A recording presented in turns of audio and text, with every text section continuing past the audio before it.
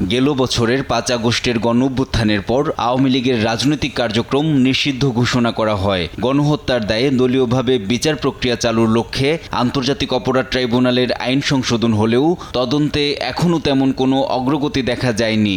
আওয়ামী লীগ ও তার সহযোগী সংগঠনগুলোর বিচার চেয়ে এনডিএম চেয়ারম্যান ববি হাজ্জাজের আবেদনটি গেল বছরের ২ অক্টোবর থেকে ফাইলবন্দি রয়েছে।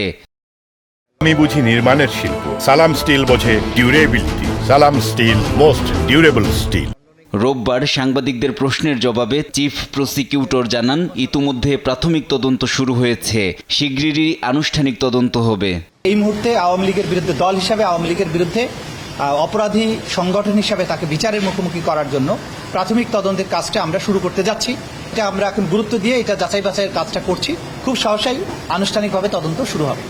এদিন সিরাজগঞ্জে ৩ জনকে হত্যার মামলায় সাবেক এমপি জান্নাত আরা হেনরি ও আরও ২ আসামিকে কারাগারে পাঠানোর আদেশ দেন ট্রাইব্যুনাল ১। আর ট্রাইব্যুনাল ২-এ কুষ্টিয়ায় ৬ জনকে হত্যার মামলায় আওয়ামী লীগের যুগ্ম সাধারণ সম্পাদক মাহবুবুল আলম হানিফ সহ ৪ জনের বিরুদ্ধে আনুষ্ঠানিক অভিযোগ দাখিল করে প্রসিকিউশন। বর্তমানে ৪ আসামি পলাতক। ৪ জনের বিরুদ্ধে একটি নতুন ফরমাল চার্জ আন্তর্জাতিক অপরাধ ট্রাইব্যুনাল ২-এ দাখিল করা হয়েছে। সেটার উপরে আজকে শুনানি অনুষ্ঠিত হয়েছে। অপরাধ আমলে গ্রহণের জন্য প্রসিকিউশনের পক্ষ থেকে প্রেয়ার করা হয়েছে। আদালত আগামীকালকে এটার উপরে আদেশ দেবেন বলে জানিয়েছেন।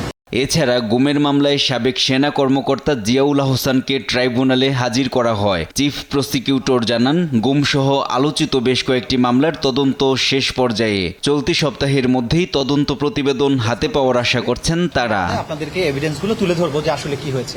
NI নাহিদ, দেশ টিভি, ঢাকা।